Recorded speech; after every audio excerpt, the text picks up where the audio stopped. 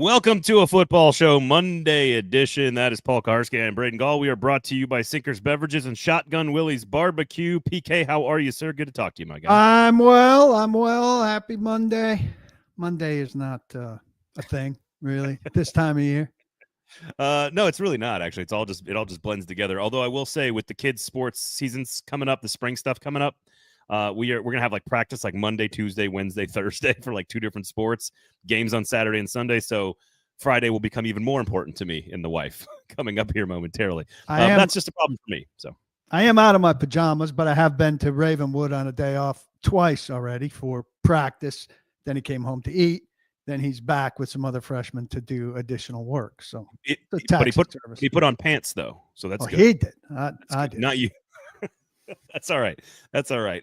Redemption already in the comments. We appreciate it. A little late today. We do apologize. So we jump on into the comment section. Please share the product. Get some folks in here, whether that's retweeting, sharing on Facebook, thumbs up, notifications on the YouTube page. We do appreciate all of that. Make sure you can shop at local businesses that win awards for being awesome at what they do. That would be Sinkers Beverages, and that would be, of course, Shotgun Willie's Barbecue, award-winning 4-time liquor store of the year and the best craft beer retailer in the city, as voted on by all of you. So make sure you go check out Sinkers Beverages. Sign up for the in-crowd. You get all kinds of great allocation tips. You get all kinds of great advice on where to shop for or where to purchase. If you're looking for wine for a nice dinner, if you're looking for a gift, if you're looking for tequila, if you're looking for bourbon, they got you covered. All the experts are there. They got the THC drinks, the non-alc stuff, all that good stuff. So make sure you go check that out. Redemption says, Braden, Canada, USA, round 2 on Thursday. Can't wait. Remember, I'm in Canada, and I never have. This is a Titans show, Redemption. I do appreciate you showing up, and I do think the USA-Canada match on Saturday night was spectacular. But we're going to talk Titans. What we're going to do today, I had a chance to sit down and talk with Burke Nihill, President CEO of the Tennessee Titans, on another show that I do that is a news and sort of government and legislative and Metro Council and kind of a show about totally different subjects. Pod Bless Nashville. You can check that out myself, Jamie Holland, and Burke came on, talked for about 30 minutes. It's a very different show. It's for a different type of audience, not necessarily for sports fans, but you can go listen to that whole thing on today's episode of Pod Bless Nashville. I will play a couple of clips about what he said about decision-making and hierarchy and the power structure inside the organization, as well as what he said about the Super Bowl. So we'll get to that a little bit later on. You wrote a story today, Paul, on paulkuharsky.com. Go sign up, pay for good journalism, about sort of the risks involved in passing on a quarterback at number 1, the teams that have done that in the past, why they did that, and what does that lead to. I think it will also lead us into an interesting conversation about how the Titans should be viewing this draft and next year's draft as well. So lots of stuff to get to today on the show. All right, I think that's everything. I think so.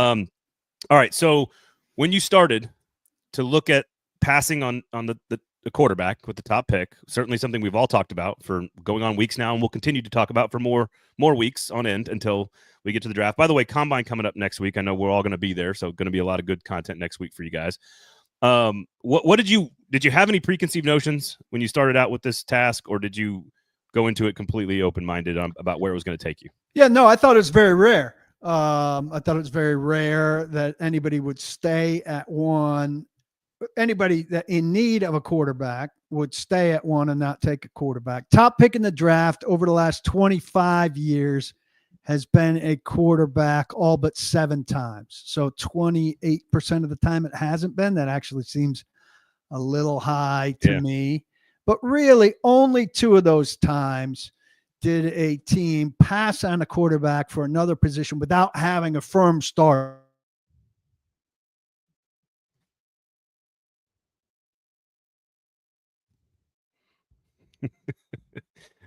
Hopefully it's not on my end that I cannot hear you.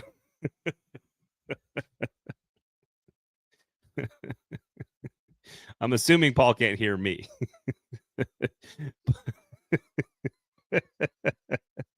Paul, your audio went Stop.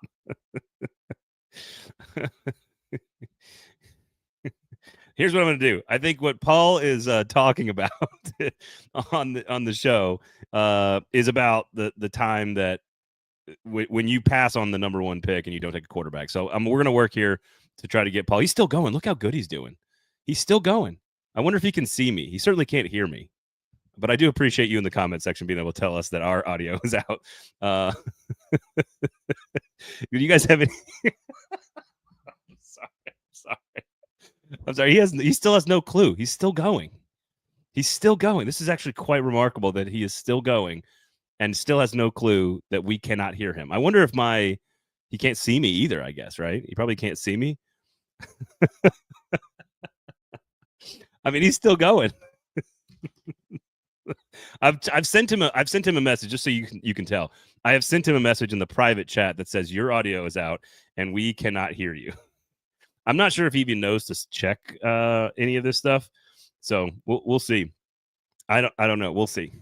He's still going. Look how good he is.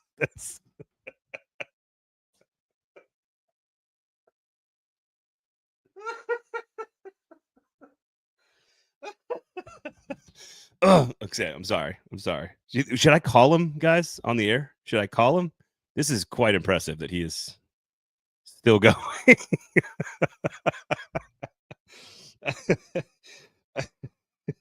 I'm just gonna give him a call real fast, y'all, and see if he can pick up. Should we do it on the microphone? Should we do it on the air? Should we do it on the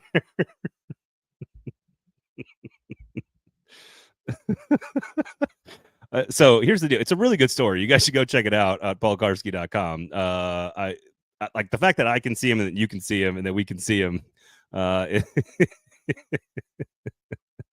So could not hear you at any point during any of that monologue, Paul, which was a lot of really good content, I'm sure, because it went on for like a good 3.5 minutes.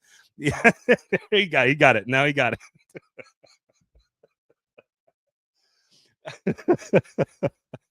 Oh, it's so good. Here's what we should do. Well, how about this? I have a theory on this because there's one that I don't know what he said. I'm sure it was very good content, and I'll probably edit all this out of the podcast. So you watching on the videos, when you catch this live, you're the ones who got to experience this and got to see all of this. And I'm very excited that all you guys did. I'm going to cut this out of the podcast. So if you know somebody who only listens to the podcast, make sure you tell them, hey, go watch the video of Braden trying to keep this entire thing float while Paul literally is workshopping technology as a boomer in real time. So we'll see. It was very good content though, Paul. It really was. I thought it was an astonishing take by you. I think he started with talking about only 28% of teams that passed on number one quarterbacks. That's number one. That's the first thing you can talk about. Number two is how many times it happened where a team was desperate for a quarterback. And his claim is that only two of them, it only took place twice. I hear you now. Do you hear me? There we go. He's back. I don't know. It could go off at any time. Listen, first of all, I got to say, Paul, everyone agrees. Incredibly impressive that you did that entire thing without knowing I was off. It was really good. I heard it looked really impressive and compelling. So honestly, what we got was 28% of the time quarterbacks are not the first pick, and only 2 times that it did not happen. That it was like sort of quarterback needy teams, right? That are desperate and they took a play. 2017 Browns took Myles Garrett. Can you do it all again? Can you do the whole thing again? I can. 2017 Browns took Myles Garrett. 2008 Dolphins took Eric Fisher.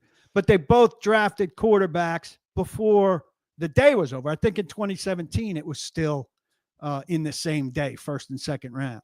So Chad Henne was present, and DeShone Kizer was present. Not that either of them were great.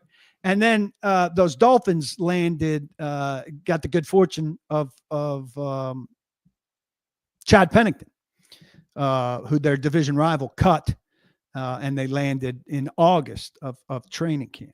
But at least those teams were coming out of the second round with the plan at the thing. Like, I don't think we're envisioning that if the Titans don't take a quarterback with number 1 and they take Abdul Carter, that their plan is, we've got somebody we really like in the second round, and that's going to be the direction we go before we sit out the third round and wait until the fourth round. I think most of us are thinking if they pass on quarterback at 1, they're probably not pinning their hopes on a drafted quarterback as their long-term solution, because this is a bad quarterback class, and they will be pinning their hopes on a bridge veteran guy and then circling back to the next draft.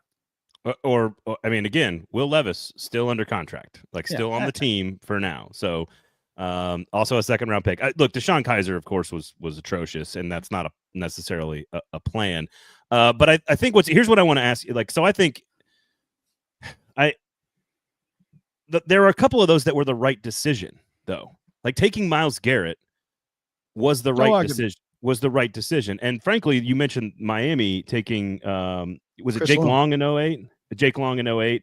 Yeah, Jake Long. Now, you're saying that the first quarterback taken was Matt Ryan 2 picks later. Yes. In hindsight. Right. Obviously, Matt Ryan would be the better pick. Now, Jake Long was a very good player for a very long time. So pretty good. Well, particularly his first 4 years. Yeah. Right. No question.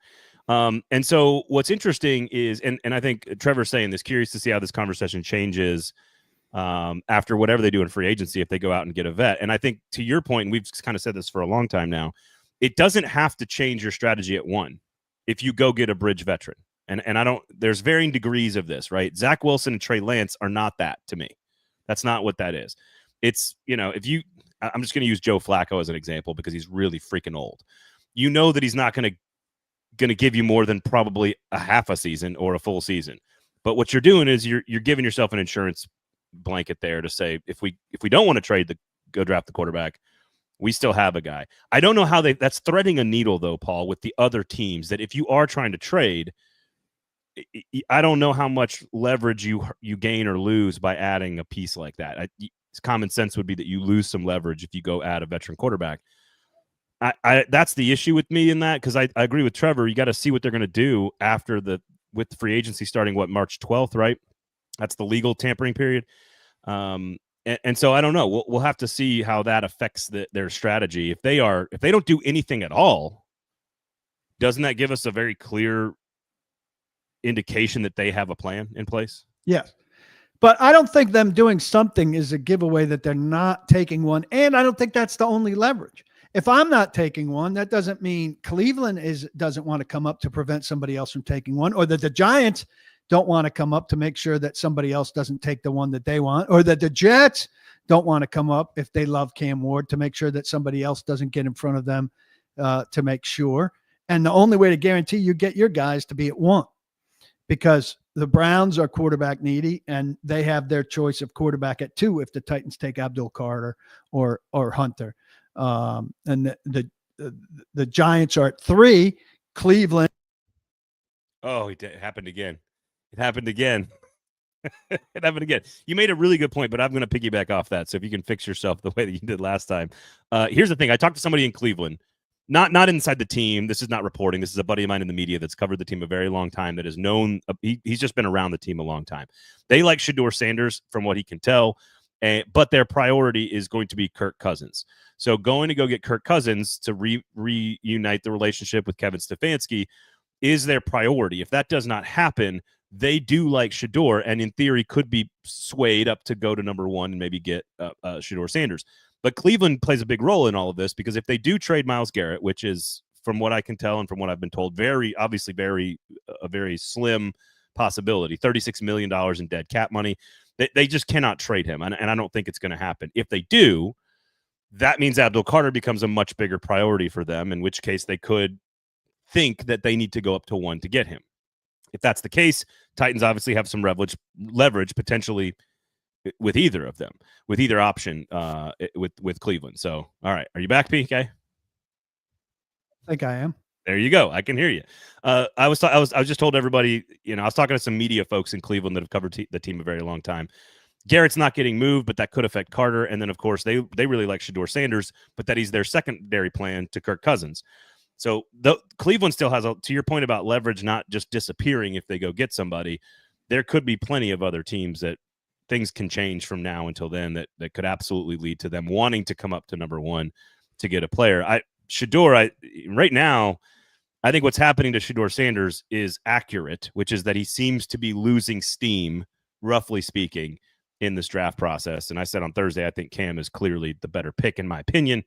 I still wouldn't take either of them, but there you go. So you're up to date. I think Shedeur's floor is probably 6 with the Raiders. Andrew Cooper here, throw that comment up. Says the Titans haven't had the guy in 20 years. It's time to get a legitimate quarterback and stop being idiots. Well, see, that's the kind of forced it. Well, you force Cam Ward at 1, but that doesn't make him a legitimate guy that you take him at 1. He has to go through the list of guys that are taken at number 1. I mean, the Browns said the thing that about Tim Couch in 2000. Yeah. It didn't make him. It doesn't make you a legitimate guy to get drafted number one. It makes you a legitimate guy if you get drafted at number one and you play like the number one pick in the draft. If you force it at number one and you don't play like a legitimate guy, all it does is add to your claim that the Titans haven't had the guy in 20 years. Now they won't have had him for 24 years. Well, and I think his previous comment, Andrew, says just tank and build. There isn't a guy in this draft. Could one of them be good? Sure, but this isn't the year. And I think this is one of my points reading your piece. And I think I was sort of not startled by this, but I hadn't thought about it, which is, man, how many times do you actually get a number one overall pick twice? And it's actually happened 3 times in the last 8 years, because in your story, you referenced the Browns in 2017.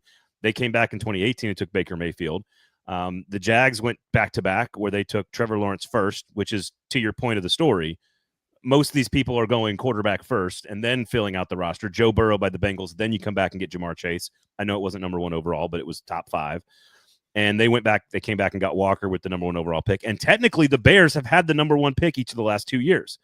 They did. Here's my question about your theory here on the article, because this one doesn't technically apply, but it kind of does. I just want to see what you think. First round pick in 2023, number one overall. They traded pretty early to pick Carolina for Bryce Young. They had Justin Fields. I don't know officially if they were out on Fields already going into the 2023 season. They didn't take a quarterback number one. They didn't take, I guess it could have been Bryce Young or Stroud, I guess, right? So in theory, they made the wrong decision. Should have taken Stroud over Justin Fields.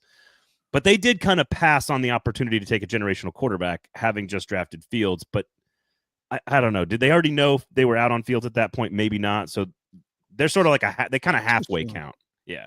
It's too soon. I think you can't. I don't think there's any way the Titans have the number one pick in the draft next year unless it's by trade.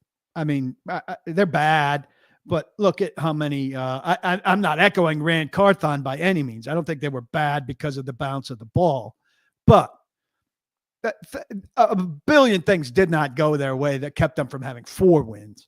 And if you have 4 wins, you're drafting what? 6th? So I don't know. This was a historically bad season for teams at the top of the draft.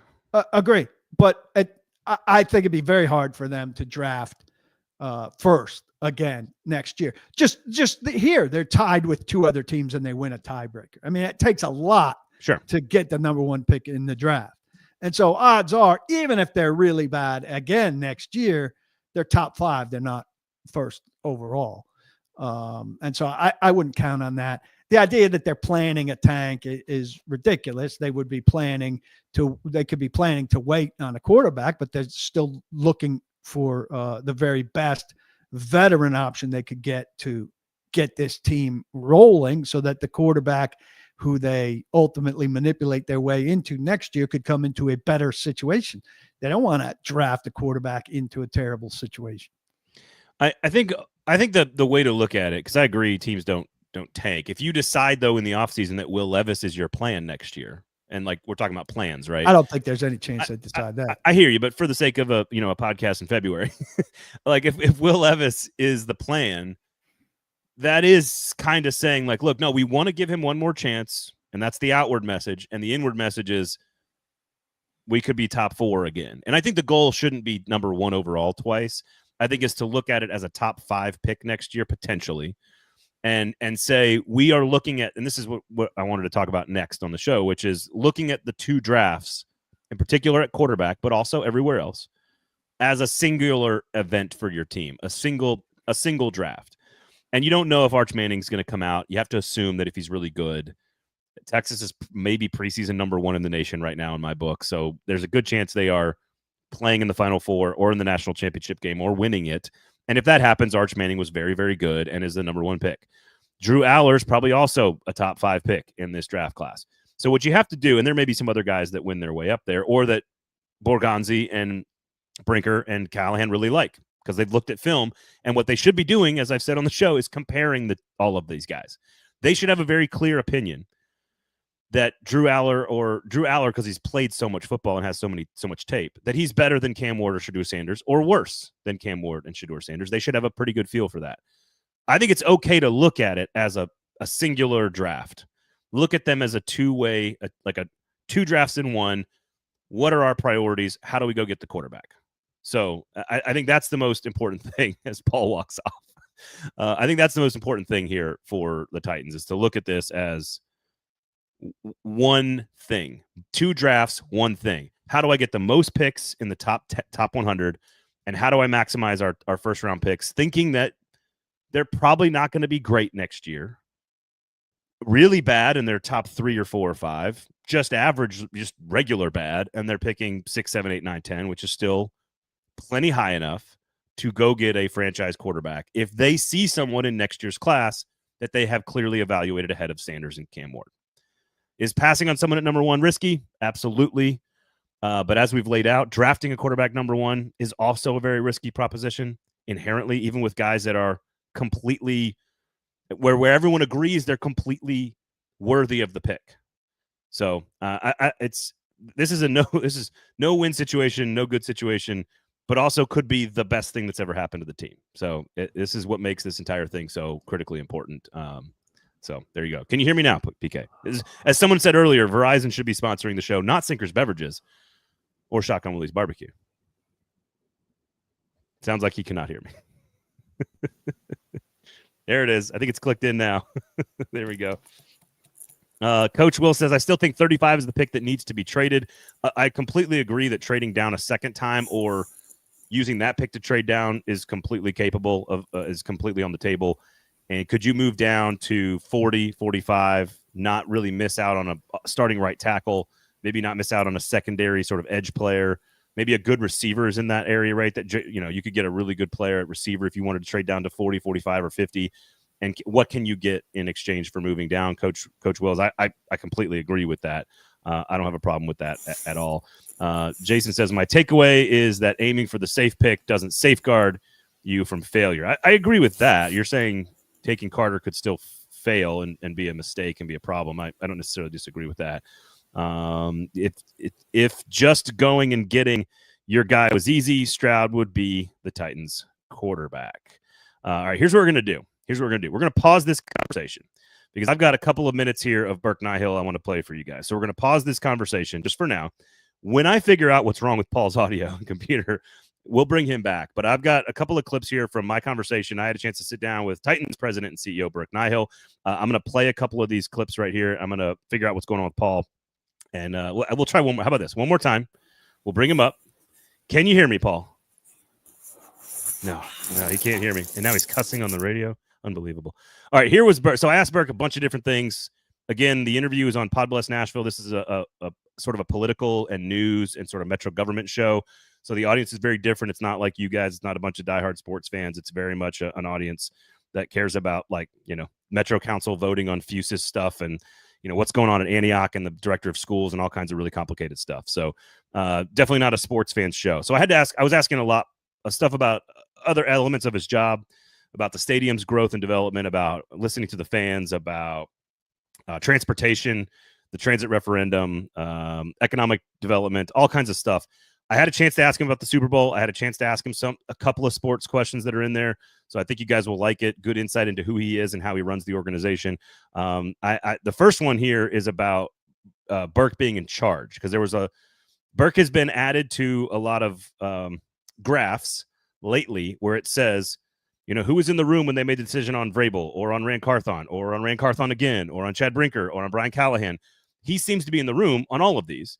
He wasn't necessarily that way when he got started. He certainly was hired in 2016, worked his way up. When Steve Underwood retired, he took the job. He's a lawyer by trade. And so I kind of asked him at the end of the conversation, I said, well, you know, you're a big sports fan. You grew up a sports fan, and you seem to be more involved in the football side of this. Do you enjoy that? Is that something you are enjoying? Looking for a little clarification on sort of the power structure. And he had something interesting to say. So listen very carefully to what he had to say. Here was Burke Nihill. Oh, I love sports and I love football in particular, and I'm passionate about the Tennessee Titans. I am perfectly comfortable being a supportive partner to the people who have spent their entire career thinking about how to build a great football team and sustain a great football team. And I feel great about the people that we have in place. We obviously you don't want to have a season where you come away with only 3 wins, and that was our reality last year. But I am available to them, whether it's for a common sense conversation or to talk about resources that need to be allocated to innovative approaches to building a team. But one thing that I was 35, 36 years old when I started in sports, so I was just a fan up until that point. You get into a building like this and you appreciate the amount of skill and experience that the people who have just devoted their entire lives to the sport bring. And I think there's a real risk in being overconfident as somebody who just looks at the sport and is a fan of the sport and thinking that there's more value that I could provide than I can. So I'm really sensitive to just being a great partner and being allocating what we can from the business side of the house to helping the football team without being a distraction. All right, Burke Nihill there, Titans president and CEO. Paul Kuharsky, are you back? I hope so. You got All me? right. Yep, There's I can a hear real you. risk at being overconfident about how much you could help. He said there, I wonder if there is a bit of a confession in there about him having been overconfident during the disastrous years there in terms of removal of Mike Vrabel. I'm not saying a mea culpa there, but in removing Mike Vrabel, in bringing in Rand Carthon, and then immediately demoting Rand Carthon and promoting Chad Brinker. There's a lot of stuff that went on there that I'm pretty confident he had a pretty big say in. And hearing him say that, I don't have a notebook on my lap to write down those words, but he basically said it's easy to be overconfident that you know what you're doing on the football side. Yeah. And my perception is that he has been overly involved in the football side. I think it'd be harder now for him to be because Brinker is very much his guy, and he is very much now overseen or been part of this split where his job and Brinker's job are kind of parallel, where Brinker's over football to the degree that Nihill is over non-football, and that they've hired a first-time general manager and 2 other former general managers. There's no room. What do they need Burke Nihill's non-football guy's input for? Maybe a conversation like he said, or a resource conversation. But outside of that, he shouldn't be involved in football. No, I don't disagree. And I think to me, that's kind of what he's saying there, at least publicly. I do think there was a period of time, and I don't think it would be difficult to find to kind of pinpoint the exact dates after John Robinson was fired. I think there's a period of time where he was in charge of all of this. And I think it led to Mike Vrabel being removed and Rand Carthon being hired. Ultimately, that's how it ended. I don't know, the exact dates or the exact moments or how much input he had or didn't have. He said, look, if you want to ask me to have common sense conversations, I'm around and available. He's the president and the CEO. You don't become the president and CEO without being very good at some things. And it was the number one job on his plate, and the number one job that he is being graded on by Amy Adams Strunk is the stadium. And he got a great deal passed that, frankly, was one of the better deals that the city could have had. I know there's lots of people that disagree with that, but I understand it was for the Titans as his role. He did a near perfect job for his owner and for his employer. That's with help. No question. No question. Birch, key guy in there. No question. Well, there's lots of lobbyists and council members. There's a big group of people that did that. But the line that I thought was very interesting is that he still says now, I think I'm quoting this, or if they need, quote, resources to be allocated to innovative approaches to building a roster. There is if you want to read between the lines on that and do kind of what you did, which I feel comfortable saying, he's still controlling the purse strings. And if you still control the purse strings, that still does give you power over certain types of decisions. Absolutely. And those are decisions that Brinker's got to run through him. And who's the innovator here? Who sold himself as an innovator here? I mean, we've only heard from Boyganzi really once in grand fashion. When you guys were talking to him at Mobile, you were talking really personnel. But when he talked big picture franchise stuff, he wasn't talking innovation. Brinker's the guy who talks innovation.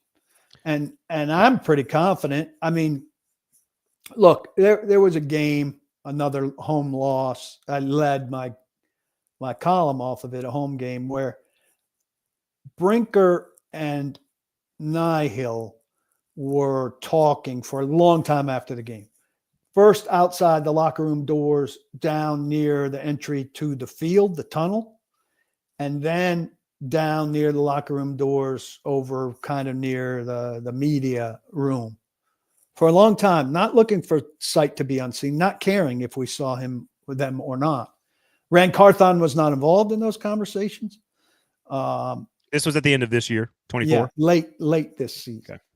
Okay. Maybe a month left or so. I'd have to go look at it. But I think those two, that not just based off that reconfirmed to me what I have heard about how tight they are, how much they see themselves as working together. And I don't think Brinker would have any problem getting most anything he could make a good case for in terms of the innovative resources to fund innovation that he would need approved by Burke, who's a big fan of Brinker, to take to Amy, who's a big fan of Burke and Brinker to get approved. I don't think that's part of their problem at all. No, I don't. I agree with you, and I do think. And just chatting with Burke, I think it's very clear that he has a lot of respect for Chad Brinker. But I also think it's very clear that he has a lot of respect for Mike Borgonzi, and based on all my conversations in Mobile, a lot of people have a lot of respect for Mike Borgonzi. But it does feel like he's clearly more in the like I'm a ball coach in the tape. I'm watching tape. Like I'm grinding tape. I'm that guy, and that's what Borgonzi comes across as, which in theory is the right division of power. Like that's what it should be based on their titles and their hierarchy and everything. I do think Burke was involved. Like again, I think there was a period of time where Burke had a little bit more power. If he's now saying, like he just did in this interview with me, hey, I'm very comfortable not being in that position, and that's the truth, which I'll take him at his word, then he's kind of in the right place, because everything else he's done, whether it's, and we did a lot of this talk, which is economic development, which is East Bank development, which is philanthropy, which is sort of organizing a big like a big team with a bunch of different groups of things that have to do stuff that has nothing to do with football. And that's what he's really good at. Then he's in the right role, and Amy Adams Strunk has put her faith in the right person. And I don't have there's nothing to question or doubt that, because his number one win-loss is the stadium deal. And the stadium deal is great for the team. Well, he can live off the stadium deal really for a while, forever. I mean, that's a huge win. But there are other problems that he's had, sure, in terms of hiring. He's had a lot of turnover in certain departments with the franchise that I'm hopefully working to kind of document and talk about sometime soon. That feel to me like the organization treats a little bit like Isaiah Wilson. Well, took a swing, missed. Okay. On to the next. Okay. Coach Wills says new stadium will play a bigger role than we want to admit. I'd like maybe Coach Wills to expand on that and maybe clarify that a little bit. I don't think it has anything to do. Like, I don't think people can tie and people have been doing this for a long time. You've had to answer these questions before. I don't think you can tie the new stadium to the number one overall pick. Is it the thing that people are animated by right now? Is it the thing that Nashvillians, Tennessee Titans fans, and the rest of the NFL world is obsessed with, the number one pick? Absolutely. But being good or bad doesn't make the stadium successful or unsuccessful. That this particular building in this particular city is not like the Buffalo Bills Stadium. It's going to be defined on so many other levels, which is concerts and CMA Fest and hosting a Super Bowl. None of those things the Buffalo Bills have to worry about. No. It's about building a 600. It's about being the anchor for a 600-acre development that is the most exclusive piece of real estate in America. That is how people that are big in the development world describe the East Bank. And so it's not really tied to success or failure of the team itself on Sundays. Of course, they want to charge high prices for their PSLs, and that is maybe what's affecting the team, might affect that. But if you guys want to expand on that, I'd love to hear more. But, Paul, are you with me on this, or are you kind of? Oh, absolutely. They've sold the first 40%, which is price-wise the hardest 40%. We all want to think it's connected to winning football. It's not. You know what's going to sell the stadium at the beginning? the stadium, and NFL football, not winning home team NFL football. And then, you know, a lot of those early, once you're at a certain price level, you get dibs on chances, at least, to be at WrestleMania, to be at Final Four, to be at college football playoff or national championship games, to be at these concerts, events, not just Titans football. It's much bigger than that. And that's why the state, not the city, saw fit to invest $500 million so long as it's indoor venue. Why do you think they demanded it being an indoor venue, Paul? Right. So that there were year-round events. Right. So they can make a bunch of cash on it as well. And so, look, I think, and I did, look, it was cool. He did explain how detail-oriented, and I toured Mercedes-Benz Stadium like a couple years after it was open. I don't know when the first time you were that was down there. I was down there like 20, maybe 18, something like that. And it was like I'd walk through that stadium, and then I'd come back and gone to a game at Nissan like 3 weeks later, and I was just like, holy, like the things you can do in a new stadium are just astonishing. And I do think they're trying to do that stuff. Geodis Park, I think what I gathered from my conversation with Burke is that they are doing, they have looked at Bridgestone Arena and they've looked at Geodis Park hard to figure out what fans like about those two experiences, which is good business. And they're trying to incorporate that into the stadium. And I do think he said he was meeting with like 6 local food vendors that are all local companies that make food to kind of test out and see who belongs in the stadium. That's just good business. Yeah. That's just smart. Do we trust they can execute that? We'll see. Because for a long time at their old stadium, where simple things like getting people in the building was a struggle, which prompted me to propose that the new something that they did not incorporate into the new stadium design. I thought every square foot of downstairs ground level of a new stadium should be a gate, just all gate. Every square foot of downstairs should be a gate, because they had so much trouble getting people into a non-full building that I thought any touchstone space downstairs should be a gate. They did not go with that. We're going to see if they could get people into this building. Look, we don't have time to rattle off the issues with Nissan Stadium. We don't. So it'll be interesting that, the whole Ryman stage that they're kind of size stage they're putting in the lower bowl, like they're going to try a lot of stuff. That's and we'll too see much how it for works. me also. We'll see how it works. We'll see how it works. So that being said, and I kind of talked about this with you and with Nick on the show last week. Let me give you his answer here. I asked him, basically my question is like, when do you anticipate the next round of Super Bowls being announced is? Because as of right now, the 2028 season, which would be this particular new stadium's second year in operation, could be, in theory, up for this. And I documented some more stuff on the show last week, but there's some construction reasons and some moving part reasons why I might believe that this is actually going to come earlier than what I previously expected. I said, when do you think the next announcement for the next bid is? Because I think Nashville has a chance to be the next bid announced, which is way earlier than I ever expected it to be. That's what I think. That's how I feel, and I've said that on a few shows. Here was his answer. I said, when do you think do you have any sense of when the next announcement will be coming for the next host site for a Super Bowl? Here was his answer. I do not have a sense. They're tight-lipped with us as well. I mean, I can tell you a couple of things. The Super Bowl has been awarded through the 28 season. They'll play the Super Bowl in Atlanta in 2028. So the next Super Bowls to be awarded would be 29 or in 2030. Typically, what the NFL is going to want to see is that a stadium has been opened. Clearly you've cleared the construction delay potential, and that you've worked out the kinks. Anytime you open a building like this, you're gonna find some things from an operations perspective that you wish you would have known on the way in. And the Super Bowl doesn't want to be a guinea pig, right? Sure. So from a Nashville perspective, you're really not looking at anything potential earlier than 2029, and it may be more like 2030, because they want this building to be open and to be a safe pick.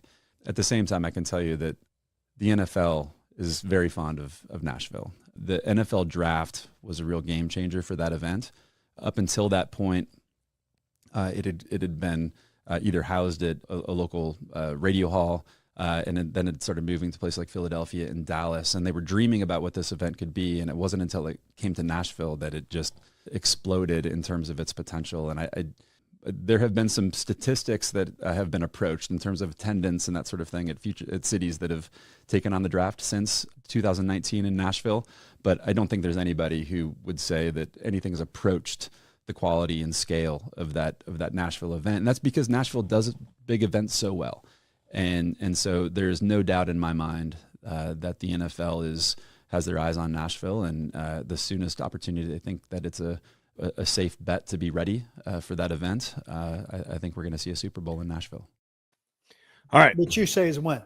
29 or 30? So there's some confusion in there, in terms of how we talk about this, right? It's the 28 season, the 29 Super Bowl is the first one that could be awarded. And so I believe that is possible. I had always believed that the 2031 Super Bowl, the 2030 season, would be the first one that they have a chance to go get. And I think that is now earlier. I think if you're betting, I think the bet would be the 29 season, which is sort of the middle ground, which is technically you could hear him stop himself there. We said, I think it's more likely we do 29 or 30, which is, again, the 28 season or the 29 season. And he paused. He didn't go any further. He didn't say, or 31. He didn't say that. So I think we're looking at a 2-year window, which is the 29 Super Bowl, which I call the 2028 Super Bowl. I don't know how you call it. Like, I call it based on the fall that the season happened in. The season. So it's the 28 season, which will be the second season that the building has been operating, which is, again, a little early based on the NFL. But the NFL, and he said it there, I can tell you, the NFL is very fond of Nashville. The NFL wants the game here as soon as it's the right decision. And the problem and I don't, Paul, we can go into details here. Well, you talked about it, the idea that there are stages of what else is going on in the East Bank. It's all about the big picture of construction and the moving parts and all the other events that are coming. Like the Final Four can't even come until like 2032 or 33, I don't think. And then the championship game, we don't even know when that's going to be bid out, because that's all going to change, and who's going to vote on what is like all of that stuff changes at the end of this next season in college football. So we don't really know. I think the Super Bowl ends up coming first, and I think there's a sweet spot of finished with the stadium and finished with the area around the stadium, but have not yet started on all the other stuff that actually creates a good environment for viewers, for media, for dignitaries to come to town, for corporate sponsors, all the stuff you've got to do for the stadium. So I think WrestleMania will be first, and I know he mentioned that. They want in like ASAP. Yep. So I don't think they're going to worry about the kinks. They'll just take the kinks. And if you are bringing a Super Bowl anytime in the next 20 years to Nashville, you're going to deal with construction around the stadium. Like the first 30 acres that are immediately around the stadium, which is where the old stadium's located on Korean Veterans Boulevard, all this stuff, like that's going to be under construction for 25 years. So why not start now before it turns into a giant mess? Doesn't make it sound that exciting. Like I'm not looking forward to going over there for a concert or for work and still being in the midst of construction. The other thing he talked about a little bit there that I listened to the Burke segment on this is I just think that they're big dreamers on the transit, and that they said right from the start, go from thinking about where will we park at the game to thinking about how will we get to the game. And I just don't know if they have a handle on just how massive a change of thinking that is. He talked about, the willingness, how eager the Titans are to be a stop for everyone for transit to drop people off at their house. Well, that's not the issue. Everybody's fine with being dropped off at the new Nissan Stadium. It's where do you get picked up? And, his childhood of hopping on the L in Chicago and getting dropped off at Wrigley Field is great. You know what exists in Chicago? The L. There's no L in Nashville, and there's never going to be. Grab your microphone for me and pull it away from your zipper if you can. I think that's what's hitting there. What's interesting is, somebody asked, Justin asked, any. I'll broadcast like this with my head. Thank you. Do the thing where you're like, do the old boomer thing where you hold it like up to your mouth. Jason says, any idea of when Carl Icon's scrap metal yard gets the boot? So it's for sale. It's under contract. It was under contract in late November. It is, to whom? 200. There's supposedly a real estate development group, but that is not part of the East Bank and the East Bank development. It's not part of the 600 acres. What would happen there is just business development. It would probably be like apartment complexes, condos. Think of the buildings that are downtown that Tony G has built downtown. Like I would imagine it's less neighborhoody on that block, but that turning into something more downtown urbanish than a giant metal scrapyard, which does something that people don't realize. It does a lot of important things for our city, actually. It's just misplaced. It's completely misplaced. And frankly, every mayor that's ever been in charge of this city has been trying to get rid of it. And so it will happen under the Freddie O'Connell administration. So we'll see. But it was under contract in late November. I imagine it's a longer close because it's a $200-300 million deal. Who knows what that number is? But we shall see. And as Cody says, construction is always behind. So we'll see what happens downtown. So well, here's my other concern, though. You said this stuff's going to take 15, 20 years around it. The initial 30 acres. Yeah. I mean, it could be longer than that. I mean, that's friggin' half the lifespan of the building. Hopefully not this building, but that's half the lifespan of this generation's buildings. Average. They better hike up the timeline on this. I didn't sign up for that. Now, I'm not a taxpayer in Davidson County, so I didn't sign up for anything. And you'll be long gone, Paul. Come on. Yeah, now. I will be. I don't think anybody should be excited about that idea. They need to amp up that. Well, I mean, the experience they're selling to people who are buying PSLs is this full experience. And I don't think they're telling people, hey, you're not going to get this full experience for 15, maybe 20 years.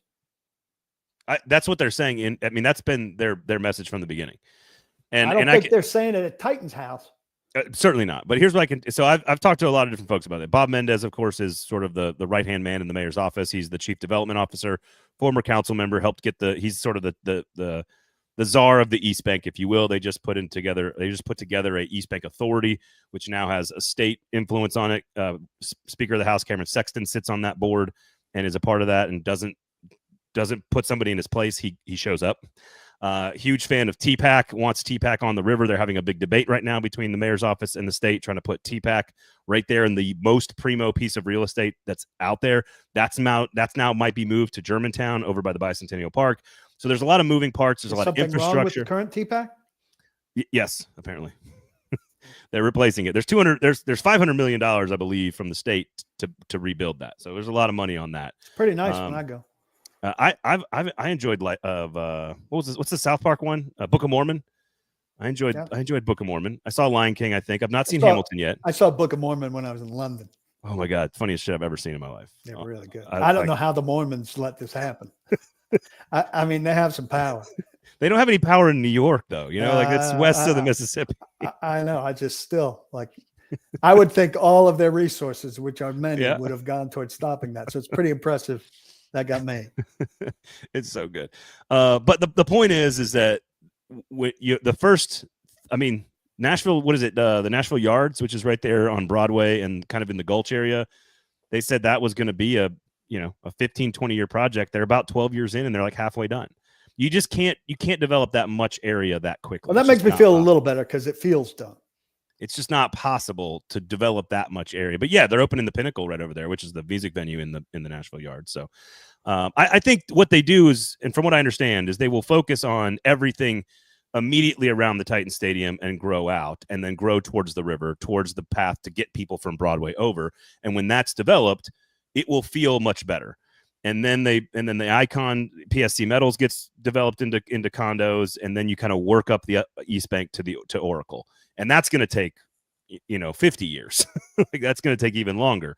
It's just the way it is. And that's fair. If they deal with stuff in close proximity to the stadium, that's fine. But they've also talked about that.